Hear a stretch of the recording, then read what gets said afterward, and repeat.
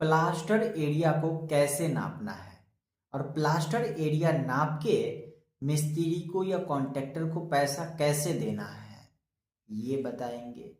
साथ ही धार कोना जो बनता है डोर में विंडो में उसको माइनस कैसे करते हैं, उसका क्या हिसाब है, पूरा एक एक करके प्लास्टर एरिया को कैसे नापना है, पूरा चीज बताने जा रहा है।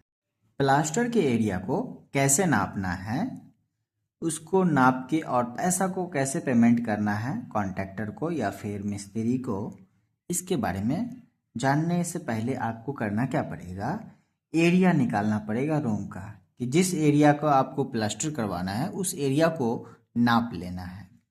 तो 10 बाय 12 के रूम को प्लास्टर करवाएंगे हम, इस एरिया को पूरे से नाप लेंगे।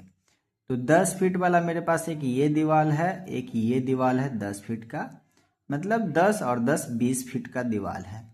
दो दीवार है 10 फीट करके 20 फीट का है। 12 फीट और 12 फीट 24 फीट का मेरा दूसरा दीवार है। 12 फीट वाला दीवार 24 फीट का है।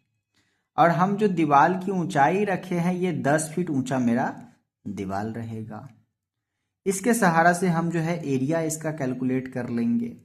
तो 12 फीट वाला दीवार का प्लास्टर एरिया निकालने के लिए 24 फीट का दीवार है, 10 फीट ऊंचा प्लास्टर होगा, तो 240 स्क्वायर फीट मेरा गुना करने पर आता है। अब 10 फीट वाला जो वॉल का प्लास्टर एरिया है ये मेरा 20 फीट का दीवार है, दो दीवार 10 फीट ऊंचा प्लास्टर होगा, मतलब 200 स्क्वायर फीट मेरा 10 फीट वाला दीवार निकल के आया। अब एक सीलिंग है उसको भी प्लास्टर करवाना है। तो सीलिंग का जो एरिया है 10 बाय 12 का है, 120 स्क्वायर फीट का है ना। तो टोटल जो वॉल का प्लास्टर एरिया है ये मेरा 240 प्लस 200 प्लस 120 560 स्क्वायर फीट होता है, जिसमें मेरा एक विंडो लगा हुआ है 3 बाय 4 का 12 स्क्वायर फीट, एक डोर है 3 बाय 7 का 21 स्क्वायर फीट, दोनों मिला के 33 स्क्वायर फीट है। अब एक कंडीशन आता है कि जब आप अंदर के फेस में डोर और विंडो लगवाए हुए हैं और वहाँ पे धार कोना नहीं बनेगा तो इस एरिया को आपको माइनस कर लेना है, नहीं तो ये बेफिजूल का पैसा आप कॉन्ट्रैक्टर को पे कर दीजिएगा।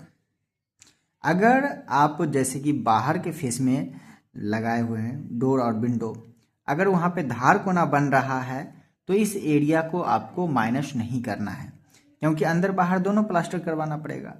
तो जब आप अंदर से करवा रहे हैं या फिर बाहर से, तो जहाँ पर धार कोना बनेगा उस एरिया को आपको माइनस नहीं करना है, और जहाँ पे धार कोना नहीं बनेगा उस एरिया को माइनस कर लेना है।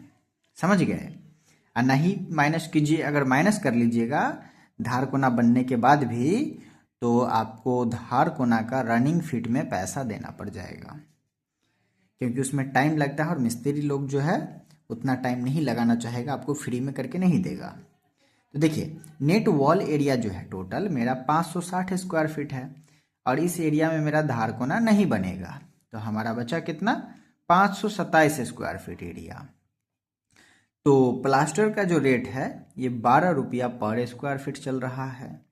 तो प्लास्टर का एरिया जो है 527 स्क्वायर फीट है, 12 रुपया के हिसाब से 6324 रुपया प्लास्टर करने का खर्चा आएगा अंदर ही अंदर एक रूम का, जिसमें धार कोना नहीं बनेगा।